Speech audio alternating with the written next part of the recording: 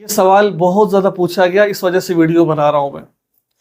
بہت ساری ہماری ایسی بہنیں ہیں جنہوں نے مشت زنی کی ہے، اور وہ فون کر کے پوچھتی ہیں کیا مشت زنی کرنے سے پردہ بقارت پھٹتا ہے کہ نہیں پھٹتا ہے۔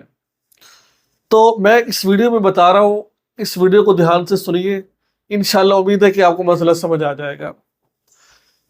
کئی بہنیں جنہوں نے رابطہ کیا کہ ہم نے یہ کام کیا، ہمیں 5 سال ہو گئے کام کرتے کرتے، 6 سال ہو گئے ہیں، اور کیا ان سے مشت زنی کرنے سے پردہ بقارت پھٹ جاتا ہے، خون نہیں نکلا ہے، کوئی ایسا ویسا معاملہ نہیں ہوا ہے، 10 دن بعد میری شادی ہے، 15 دن بعد میری شادی ہے، بقرہ عید کے بعد میری شادی ہے۔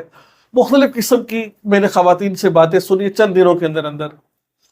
تو میں ان تمام ہماری بہنیں جو اس ویڈیو کو دیکھ رہی ہیں، باکرہ ہیں، کواری ہیں، جو یہ کام کر رہی ہیں، اول تو یہ کام کرنا گناہ کبیرہ ہے، آپ یہ گناہ چھوڑ دیجیے اور اللہ تعالیٰ سے معافی مانگیے۔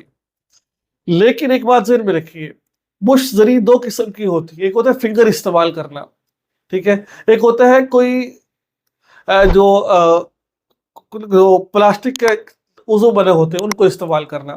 اب ظاہری بات ہے اگر آپ اس کو استعمال کریں گی تو پردہ بقارت پھٹ جائے گا، لیکن مشت زنی آپ نے فنگر سے کی ہے، اور فنگر کی جو اوپر والا ایک لب والا عورت کا حصہ ہوتا ہے وہاں سے مشت زنی کی ہے، چاہے جائے کہ اس کا کچھ اس کی بناوٹ میں فرق آ گیا ہو، لیکن اس سے آپ کا پردہ بقارت نہیں پھٹتا ہے۔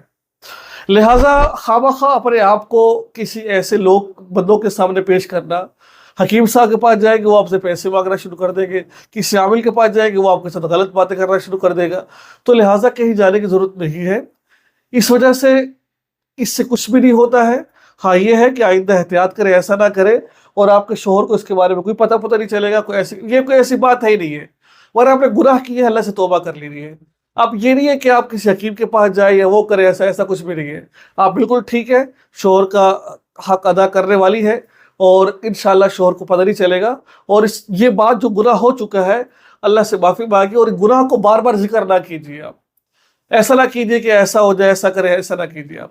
بہرحال اللہ تعالیٰ سے دعا ہے اللہ تعالیٰ ہم سب کو عمل کی توفیق عطا فرمائے اور صراط مستقیم پر چلائے، اور آپ سب سے دعا کی درخواست ہے۔ السلام علیکم ورحمۃ اللہ وبرکاتہ۔